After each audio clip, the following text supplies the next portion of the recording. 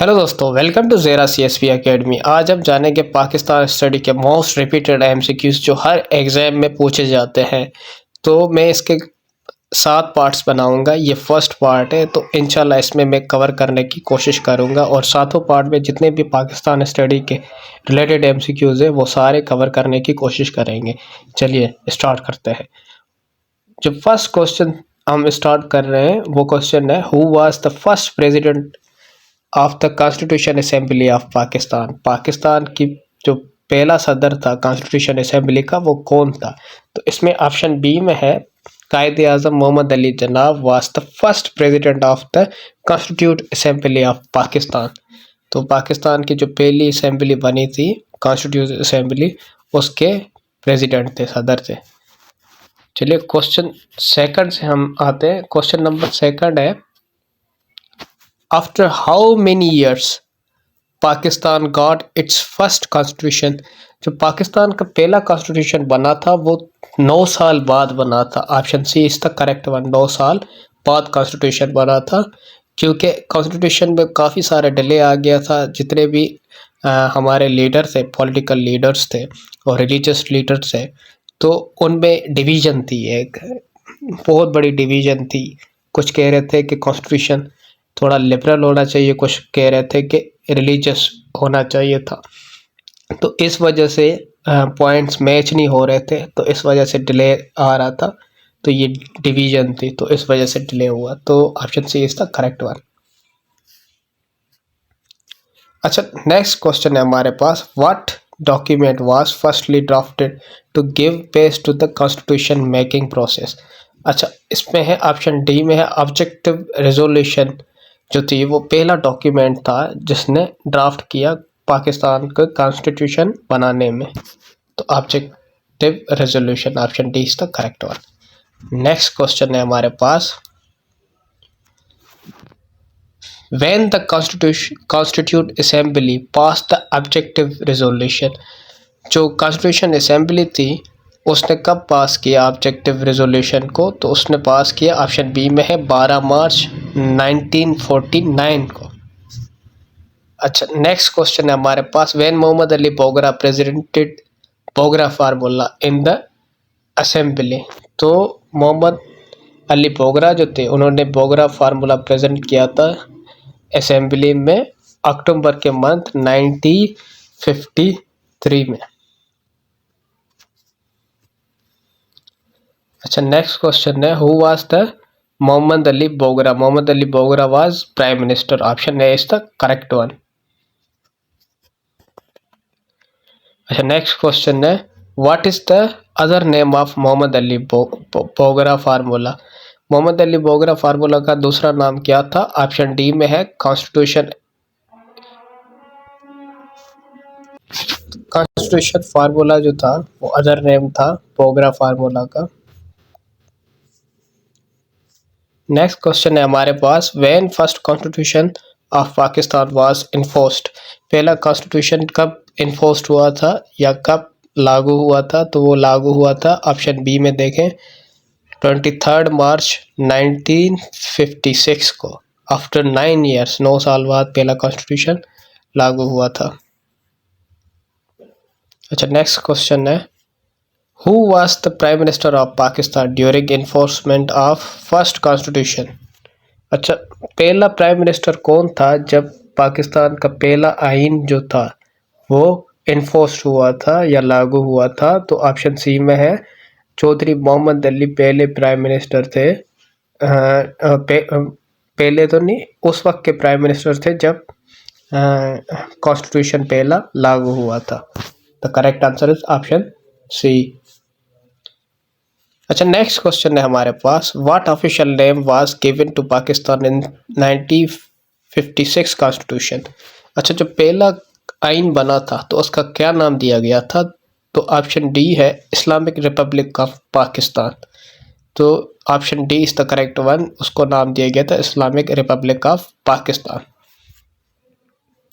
अच्छा, एक और क्वेश्चन भी आता है, मोस्ट कंफ्यूज क्वेश्चन होता है वो इस तरह पूछा है, पाकिस्तान कब रिपब्लिक बना? तो इस तरह कंफ्यूज हो जाते हैं। तो आप डायरेक्ट 1956 23 मार्च 1956 में पाकिस्तान जो है रिपब्लिक बना था। अगर पूरा है इस्लामिक रिपब्लिक ऑफ पाकिस्तान तो फिर आप डायरेक्ट यानी चूज कर सकते हैं। इस तरह का काफ़ी एग्जाम में इस बार ऐसे भी पूछा गया है। तो व्हेन पाकिस्तान बिकम रिपब्लिक, तो रिपब्लिक 1956 में बना था और इसका नाम दिया गया था पहले आइन को इस्लामिक रिपब्लिक ऑफ पाकिस्तान। चलिए नेक्स्ट क्वेश्चन पे, what age was prescribed for the president in 1956 constitution. जो एज है 1956 से लेके अभी तक जो एज चल रही है वो चल रही है 40 साल। ऑप्शन ए था करेक्ट वन, यानी 40 साल एज होनी चाहिए किसी भी प्रेसिडेंट की अगर वो प्रेसिडेंट बनना चाहते हैं। रिक्वायरमेंट ये है कि उसकी एज जो है 40 ईयर्स तक होनी चाहिए और अभी तक यही एज है। और एक कंडीशन भी है, मुस्लिम होना चाहिए। अच्छा, in the respect of religion what term was set for the president and prime minister in 1956 constitution. ये वही वाला सवाल हो गया जिसका मैंने डिस्कस किया था कि यानी मज़हब की रिस्पेक्ट के अंदर यानी पाकिस्तान का प्रेसिडेंट और प्राइम मिनिस्टर 1956 के कॉन्स्टिट्यूशन के मुताबिक क्या होना चाहिए, रिलीजियस वाइज क्या होना चाहिए। ऑप्शन डी है he must be Muslim. This condition is applicable only on president, PM में बी नॉन मुस्लिम। तो उस वक्त जो थे जितने भी यानी पावर्स वगैरह थे तो वो प्रेसिडेंट के हाथ में थी। तो इस वजह से प्रेसिडेंट पे ये कंडीशन लागू हुई थी कि यानी मुस्लिम होना चाहिए, लेकिन प्राइम मिनिस्टर पे वो हो भी सकता है नहीं भी हो सकता है। तो ऑप्शन डी में है he may be not but must be Muslim if you want to become a president. अच्छा, नेक्स्ट जो है question, what was the official name declare in 1956 constitution. What was the official language. अच्छा, language जो थी जब पाकिस्तान आज़ाद हुआ था या गेट इट्स इंडिपेंडेंट, तो उस वक्त कायद-ए-आज़म मोहम्मद अली जिन्ना ने 1948 में स्पीच दी थी बांग्लादेश में। तो उन्होंने कहा था कि उर्दू जो है वो ऑफिशियल सबकी नेशनल लैंग्वेज होगी। तो ये जो नेशनल लैंग्वेज थी बंगालियों के ऊपर लागू की गई थी, तो इस वजह से कंट्रोवर्सी हो गई कि वो चाह रहे थे कि हमारी भी ज़बान जो है, हम मेजॉरिटी में हैं तो हमारी भी जो ज़बान है वो एज अ नेशनल लैंग्वेज में कंसीडर हो। तो इस पे काफ़ी बहस हुई, कॉन्फ्लिक्ट भी क्रिएट हुए और ट्रस्ट इश्यूज भी हो रहे थे। तो इस वजह से फिर 1956 में दोनों को डिक्लेयर कर दिया था, उर्दू और बंगाली दोनों as a national language of Pakistan, sorry official language of Pakistan.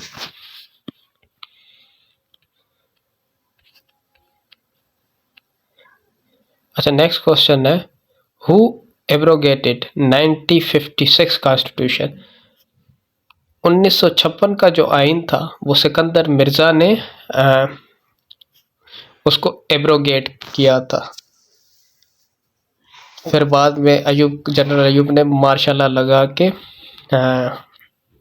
Sikandar Mirza को भी हटा दिया था और खुद एज ए प्रेसिडेंट भी बन गए थे। When the first constitution was abrogated and martial law was proclaimed। अच्छा, 7 अक्टूबर को जो थे 7 अक्टूबर 1958 को आइन जो था वो एब्रोगेटेड कर दिया गया था सिकंदर मिर्ज़ा प्रेसिडेंट जो थे उस वक्त के सिकंदर मिर्ज़ा की जानिब से। फिर 20 दिन बाद 27 अक्टूबर को मार्शल लॉ लगा के उस सिकंदर मिर्ज़ा को भी हटा दिया था, टेक ओवर किया था जनरल अयूब ने। अच्छा, when Ayub Khan enforced new constitution इन पाकिस्तान, तो जनरल अयूब जो थे उन्होंने कब नया आइन इन्फोर्स किया था या नया आइन दिया था? 8 जून 1962, ऑप्शन डी में देखें, 8 जून 1962 में उन्होंने नया आइन दिया था। यानी उसके ठीक 4 साल बाद, जब मार्शल लॉ लगाई थी, मार्शल लॉ के 4 साल बाद जो थे, उन्होंने दोबारा जो है एक नया आइन दिया प्रेसिडेंशियल। उसमें काफ़ी सारे रिफॉर्म जो थे, यानी पूरा जो आइन था वो पावर जो थी वो मैक्सिमम देना चाह रहे थे प्रेसिडेंट की सीट को, और क्योंकि वो खुद प्रेसिडेंट बन गए थे तो इस वजह से वो प्रेसिडेंशियल एक आइन लाना चाह रहे थे, जिसमें आप इसको छोड़ दें, आप बस इतना याद रखें कि 8 जून को जो है आइन इन्फोर्स किया। 8 जून 1962 को सेकंड आइन जनरल अयूब खान ने लागू किया था।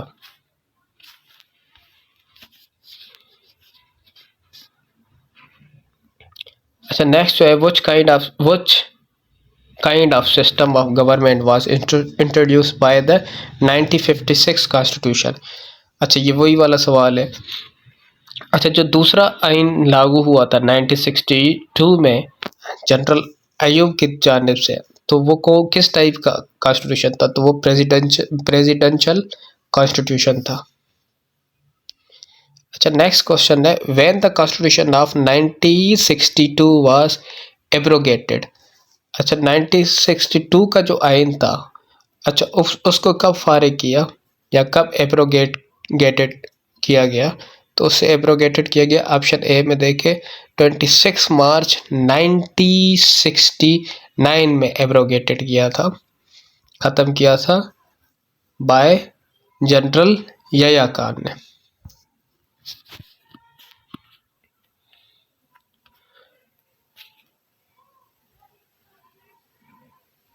अच्छा, नेक्स्ट क्वेश्चन है हमारे पास, who abrogated 1962 constitution and become CMLA chief martial law administrative? CMLA का मतलब है चीफ मार्शल लॉ एडमिनिस्ट्रेटिव। तो वो ऑप्शन डी जो है, जनरल अयूब खान ने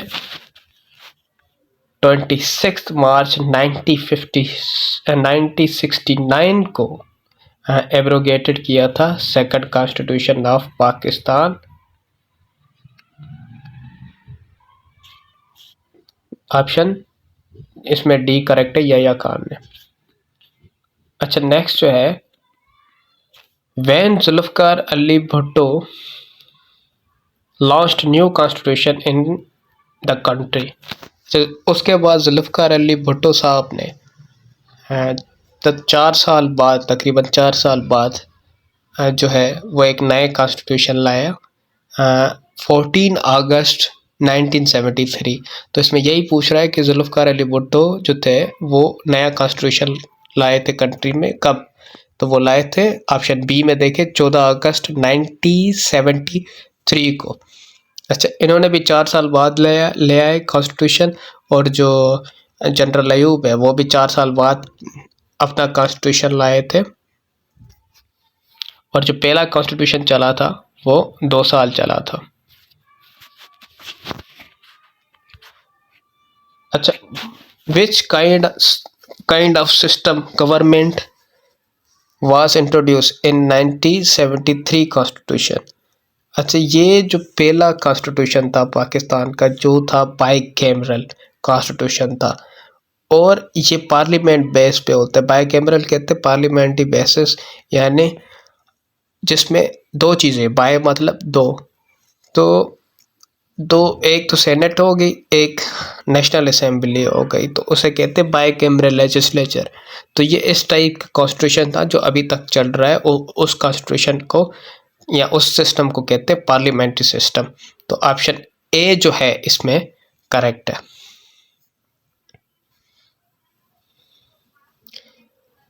who elects the president according to 1973 constitution?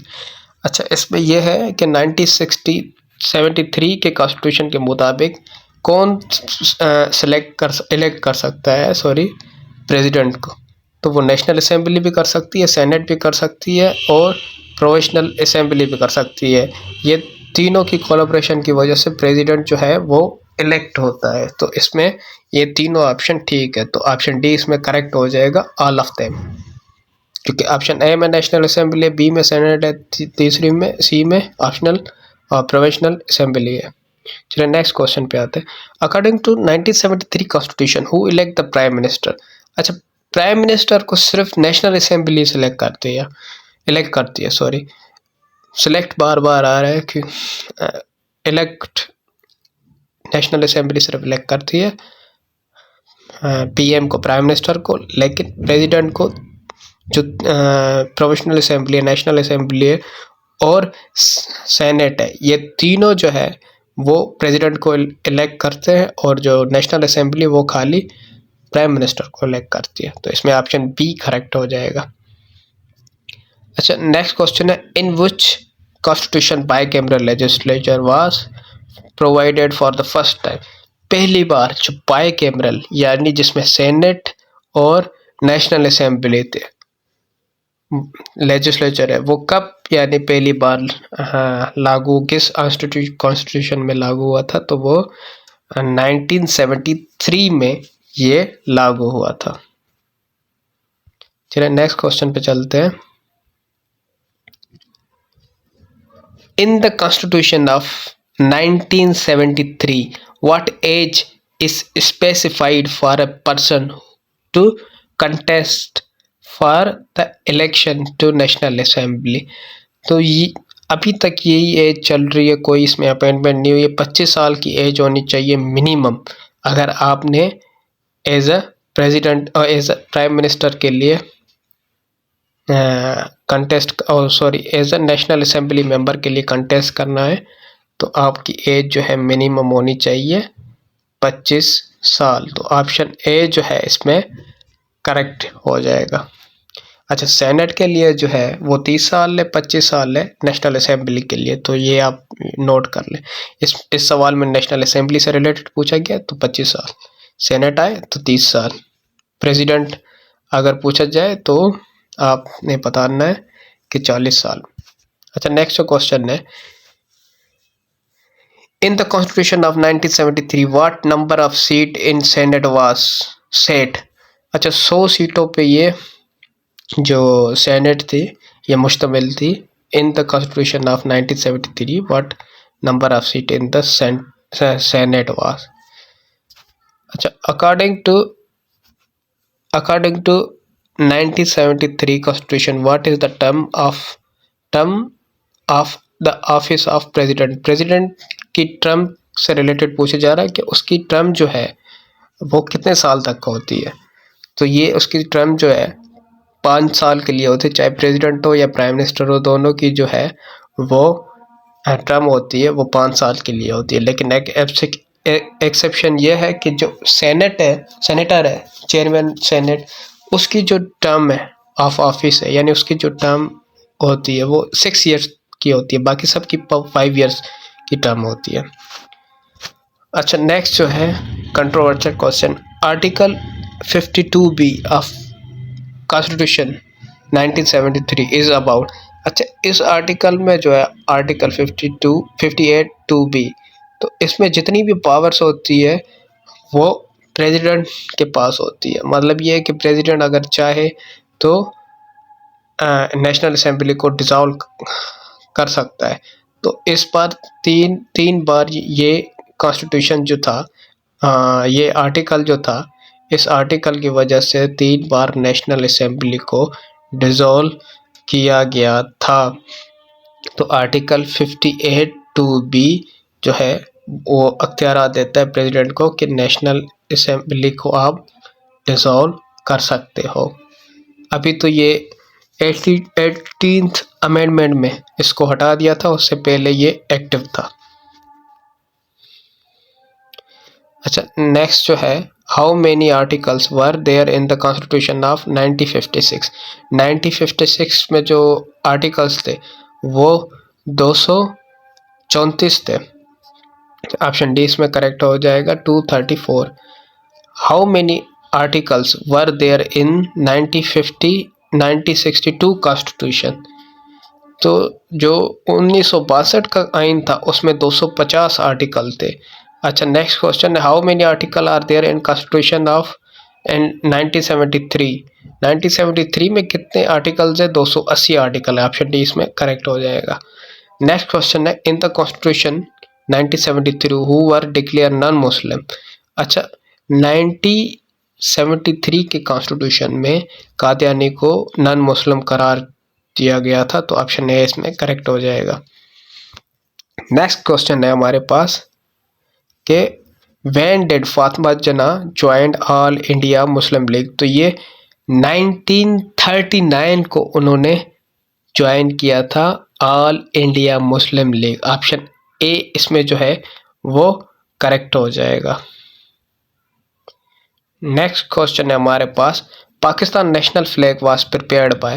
Pakistan का नेशनल फ्लैग किसने प्रिपेयर किया था? तो अमीरुद्दीन खादवाई ने ये प्रिपेयर किया था, तो ऑप्शन डी इसमें करेक्ट हो जाएगा।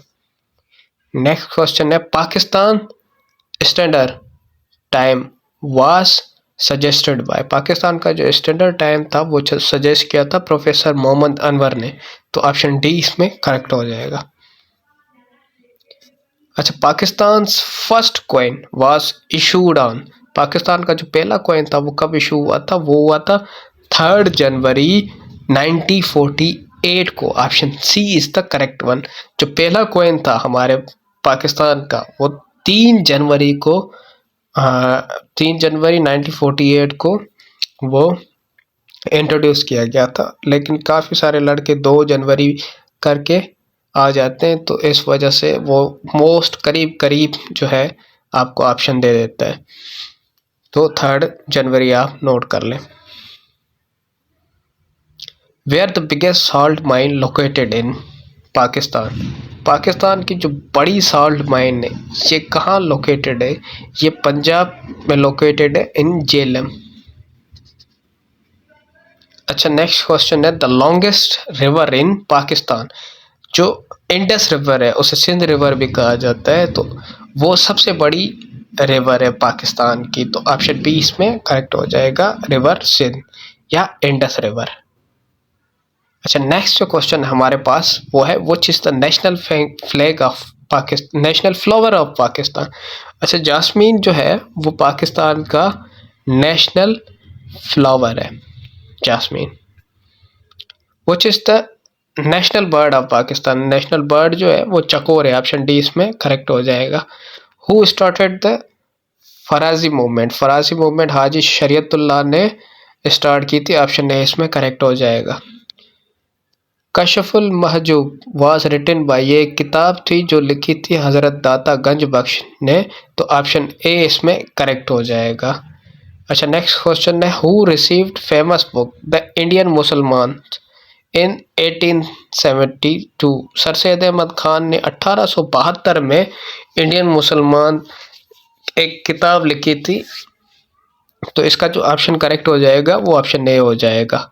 अच्छा, नेक्स्ट है, government of India act 1858 was passed on? जो गवर्नमेंट ऑफ इंडिया एक्ट 1858 था वो पास हुआ था 2 अगस्त 1856, तो काफ़ी सारे लड़के 14 अगस्त कर लेते हैं, क्योंकि ऑप्शन यहाँ पे 14 नहीं है, लेकिन काफ़ी एग्जाम में मैंने 14 अगस्त देखा था, और 14 अगस्त और 24 अगस्त सारे 4 में देते हैं, लेकिन एक ऑप्शन आता है, 2 ऑप्शन आते हैं 2 में, तो 2 अगस्त आप याद कर ले 1858।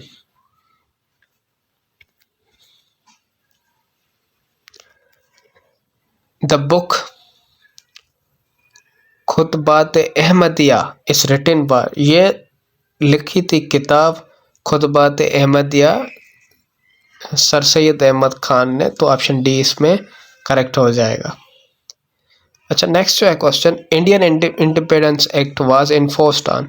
इंडियन इंडिपेंडेंस एक्ट कब इन्फोर्स हुआ था? तो वो 15 अगस्त 1947 को हुआ था, और पाकिस्तान ने को जो आज़ादी थी वो 14 अगस्त को मिल गई थी, और इंडियन इंडिपेंडेंस एक्ट जब लागू इन्फोर्स हुआ था तो वो 15 अगस्त 1947 में हुआ था।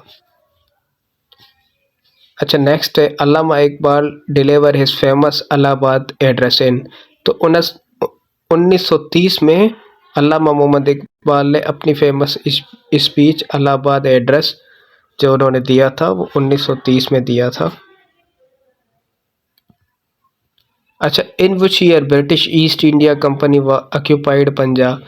जो ईस्ट इंडिया कंपनी थी उन्होंने पंजाब जो था वो कैप्चर किया था 1849 को, और सिंध कैप्चर किया था 1843 को, और बलूचिस्तान में भी I am not sure, but जो उसकी एग्जैक्ट डेट है शायद वो 1839 से 1839 उन्होंने पहले बलूचिस्तान को कैप्चर किया, फिर 1843 में उन्होंने सिंध को कैप्चर किया, फिर उसके बाद 1849 में उन्होंने पंजाब को कैप्चर किया। तो ये जो क्वेश्चन है पंजाब से रिलेटेड है। पंजाब में कब कैप्चर किया ईस्ट इंडिया कंपनी ने, तो वो ऑप्शन सी 1849 में। अच्छा, नेक्स्ट क्वेश्चन है eight the time of independence which community was in majority in the state of Kashmir. तो आज़ादी के वक्त जो थी ज़्यादा मेजॉरिटी कश्मीर में वो मुसलमानों की थी, तो ऑप्शन ए जो है इसमें करेक्ट हो जाएगा। अच्छा, नेक्स्ट क्वेश्चन है which state was attacked by India on 11 सितंबर 1948 को। हैदराबाद, दक्कन, ज़्यादा लड़के जूनागढ़ भी सिलेक्ट करते हैं क्योंकि कई बार कंफ्यूजन आ जाती है। जूनागढ़ का भी एक रिलेटेड एक क्वेश्चन है। तो हैदराबाद, दक्कन को जो थे 18 सितंबर 1948 को अटैक किया था इंडिया ने। अच्छा, नेक्स्ट क्वेश्चन है in which year the Kashmiris started their freedom movement against Dogra rule before the partition of सब कॉन्टिनेंट।